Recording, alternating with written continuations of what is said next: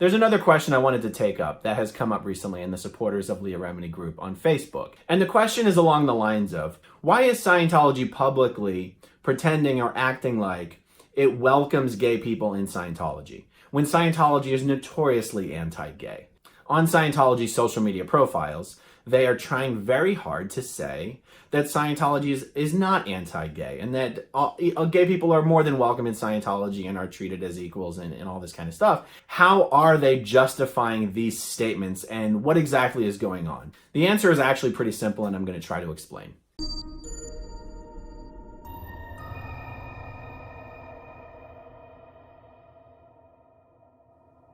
Hi everyone, welcome back to Growing Up in Scientology. Okay, so let's tackle this issue, the subject of gay people in Scientology. Is Scientology trying to bring more gay people into Scientology? This has come up recently with statements from both Elizabeth Moss and from Laura Prepon. And Elizabeth Moss stars in The Handmaid's Tale. And I think this came up just because she happened to be doing interviews. That show doesn't really focus on homosexuality. Laura Prepon is the star of Orange is the New Black.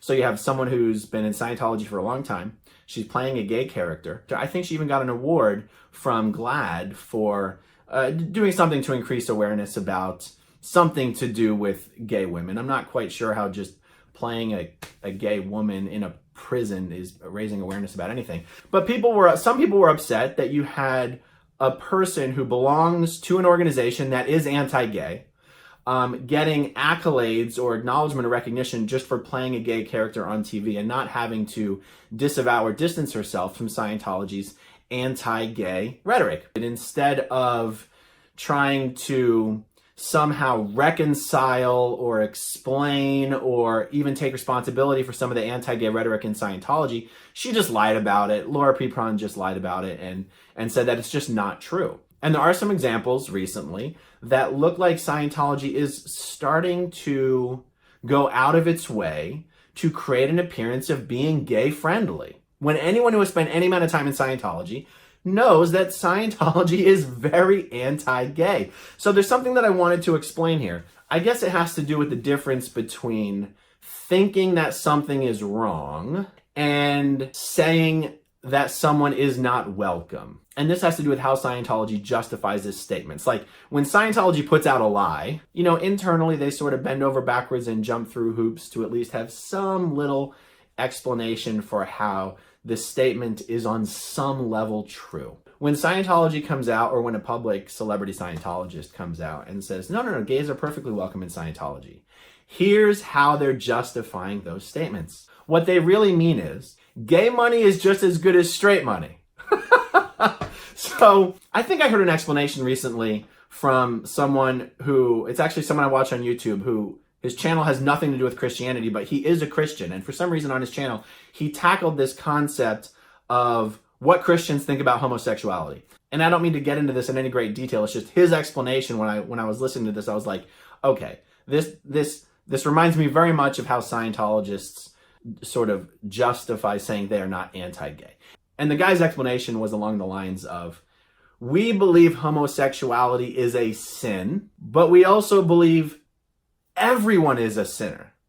We don't necessarily believe that homosexuality is a sin that is greater than any other sin that straight people would be guilty of.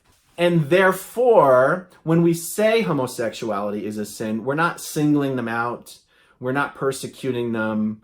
We're not treating them as second-class citizens. We are just saying we are identifying this as sinful behavior, and straight people are just as guilty of sinful behavior. I'm not vouching for this explanation. I'm just saying when I heard that explanation, I was like, okay, yes, that resonates a bit with how Scientologists would think about it. And here's what I mean. Scientologists believe that there is normal behavior and there is aberrated behavior. Scientologists don't believe in sins in the traditional sense of the word because they don't really believe in God or Jesus or the Word of God, or there's no holy book per se. What Scientologists do believe in is that there is normal behavior and there is aberrated behavior. And the way it's defined in Scientology is aberration. An aberration is a deviation from a straight line, I believe, from recollection. I think that's the definition. And that aberrated behavior is caused by the reactive mind And the reactive mind is something Hubbard wrote about in the book Dianetic. He defined the reactive mind as basically this subconscious mind that is composed of recordings of moments of pain and unconsciousness. So your analytical or your thinking, your calculating mind sort of shuts down and your reactive mind starts recording these moments of pain and unconsciousness. And these things are called engrams in Scientology and Dianetics. And that the words that are spoken and the emotions and the feelings and the decisions that are in these engram recordings can be reactivated upon the individual at a later time, always with negative effects, never with positive effects. So Scientologists believe, generally speaking, that all aberrated or non-optimum behavior stems from the reactive mind. As you move up the levels in Scientology, there are other explanations for aberrated or non-optimum behavior, even after one has gotten rid of their reactive mind, but we don't have to get into the weeds on all this.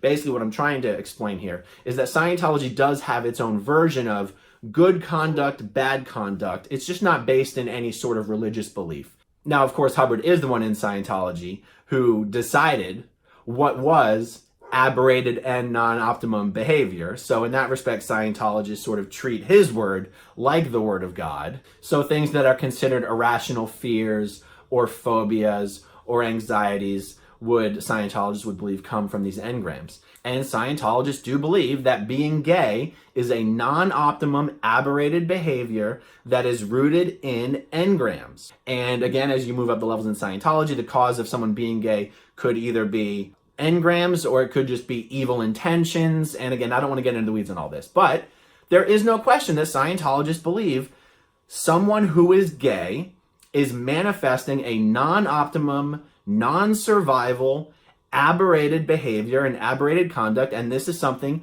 that needs to be addressed in the individual.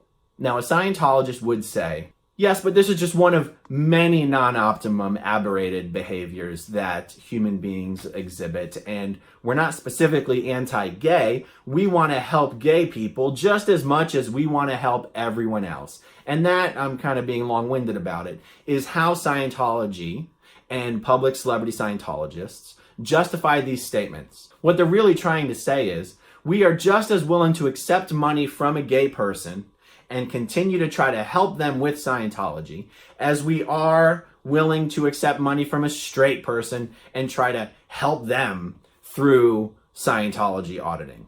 However, what they stop short of saying, what they do not say is, we think it is okay to be gay. You will never hear them say, we are okay with having Scientology executives who are gay. You will never hear them say, we are okay with putting an openly gay celebrity on the cover of one of our magazines. You'll never hear them say that because they would never do that. You will never hear them say anything to the effect of, we support the gay lifestyle. You will never hear them say anything to the effect of, we support the gay community. They're going to stop short of that. Now, you might have a public celebrity, I'm trying to think, Laura Prepon has probably come out and said, yes, I support equal rights for all. Well, technically, she does support equal rights for all. Even a Scientologist who thinks being gay is aberrated, is non-survival, is something that needs to be fixed, could still be, actually, pro-gay marriage. Again, you have to understand the difference between these ideological positions that Scientologists have and the ideological positions that, for example, a Christian might have, is the positions the Scientologists have do not have some basis in what they consider to be the Word of God. So you might have a Christian who, based on his belief in the Word of God, cannot make public statements supporting gay marriage. But you could actually have a Scientologist come out and support gay marriage because that doesn't necessarily conflict with their belief that people shouldn't be gay. And I really hope this isn't getting too confusing. It just comes down to the fact that although Scientologists think people should not be gay, they could still justify coming out publicly to support an initiative such as legalizing gay marriage nationwide. That would not necessarily be a conflict for a Scientologist. I think I sometimes start to repeat myself if I talk too long. But the main point was trying to give some context to how and why the Church of Scientology would make public statements that sound gay friendly, when you know the Christian church would never come out and do that because it's simply not compatible with their belief in the Word of God. And Scientology simply doesn't view things the same way. Scientology is a bit of a chameleon organization. They don't want to come out and convince you that what they believe is right or okay or correct. What they would rather do is pretend to believe whatever it is you believe. The Church of Scientology isn't trying to gain acceptance by coming out and publicly stating what they believe and trying to make what they believe more publicly acceptable. The Church of Scientology tries to gain public acceptance by trying to be whatever it is society finds acceptable, so that people will go, oh, Scientology, oh, that's not that bad. And then they want to bring you in, and then later you'll find out what they really believe or how they really think about something. And this is something I find to be much more honest about the Christians that I know, is they don't walk away from the controversial beliefs that they have. They try to provide some context to them, and they also are comfortable saying, look, for me, it's just a matter of faith. This is the Word of God. I believe this is the Word of God, and therefore this is what I believe. I don't really have to make what I believe acceptable to everyone. I'm just saying what I believe, and I'm falling back on it. Whereas Scientologists will do no such thing. They do not have that kind of courage. They are not willing to come out and just say, Hubbard says people who are gay are at 1.1 on the emotional tone scale.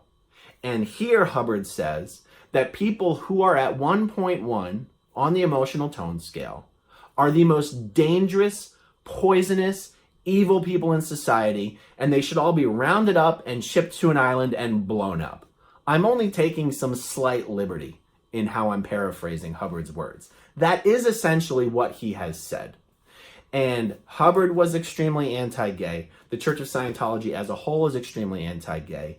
And the vast majority of Scientologists, whether public or staff members or Sea Org members, are privately very anti-gay, but they don't have the balls to say that. They don't have the conviction of their own beliefs, and they would rather lie to society to look more acceptable than try to just honestly be who they are. And I certainly don't mean to imply that if they were honest about it, it would just be okay, because I don't think it's okay. I'm just trying to compare the cowardly, disingenuous position of the Church of Scientology on this subject and the vast majority of Scientologists compared to the more honest and forthright positions of the Christians who I know. At least the Christians aren't lying about what they believe, whereas Scientology genuinely does. There's an interview I did on my channel with Joey Chait, and if you're watching my channel and you haven't seen Joey's interview yet, I really encourage you to watch it. Joey was born and raised in Scientology, and Joey is now openly gay. And in our interview, we discuss in quite a lot of detail what it was like for him growing up gay, closeted in Scientology.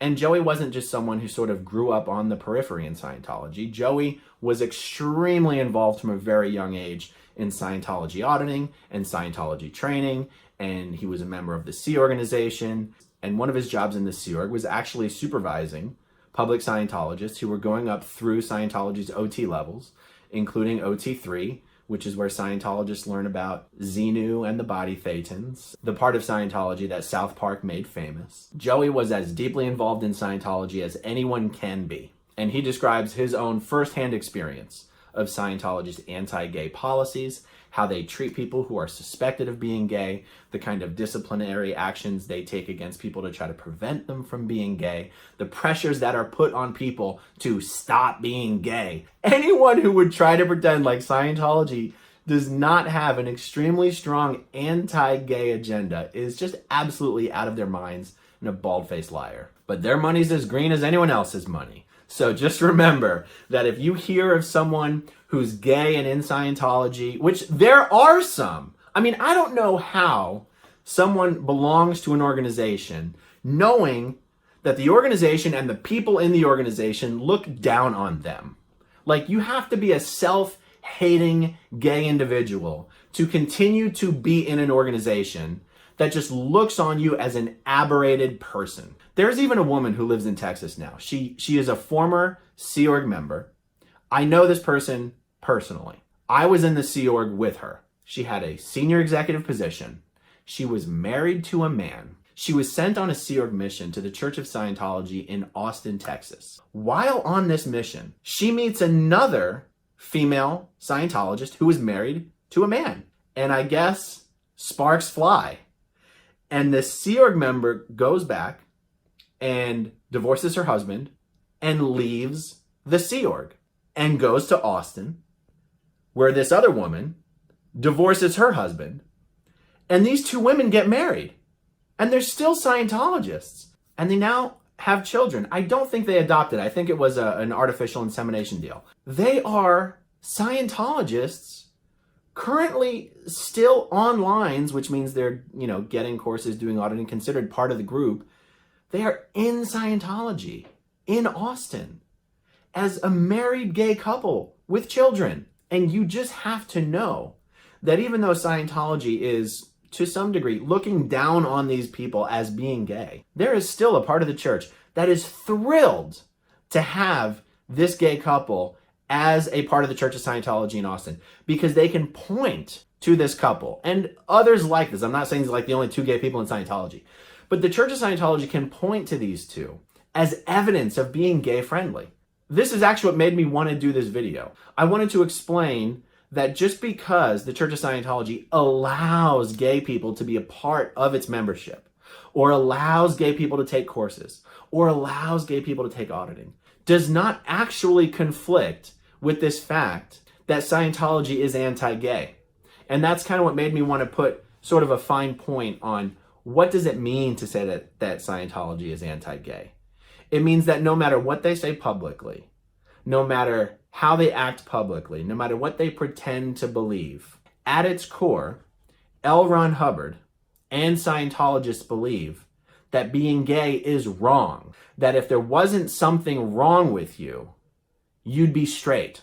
And that there's something either wrong with you mentally or wrong with you spiritually that is making you gay. And someone will not be allowed to progress up Scientology's auditing levels, up to the highest levels, if someone won't stop being gay. And what that means is Scientology is willing to ignore the fact that someone has gay feelings or gay urges or gay thoughts or whatever, as long as they aren't acting on them. Scientology is willing to look the other way, as long as you aren't acting on them. And Joey talks about this in our interview. It really gets as ridiculous as, if someone is known to be gay or have a gay problem or have a history of gay problems, which is how they would describe it in Scientology, such a person would literally get an interview from the ethics officer before starting their next auditing level to ascertain or determine whether they had done any gay stuff recently. And it can get so ridiculous that the ethics officer might even be like, okay, well, you have to go a certain amount of time without doing gay stuff before we will let you start your next auditing action.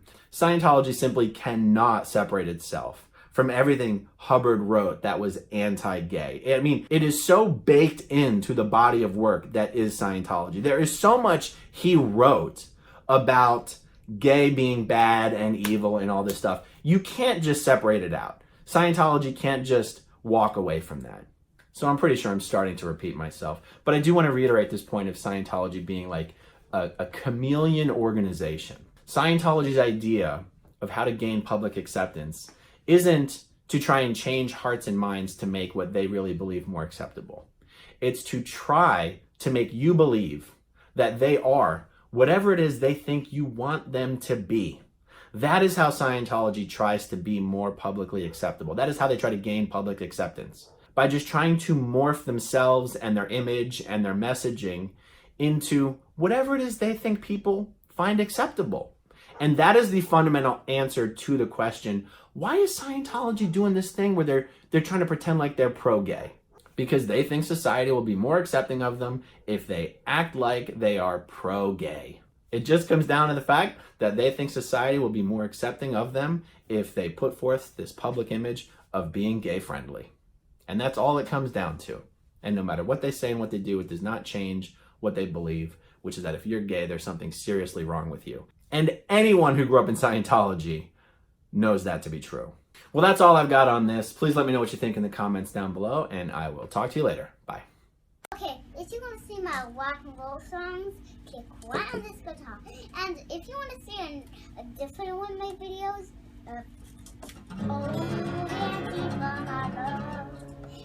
then you could click right inside here. If you have subscribed or not, subscribe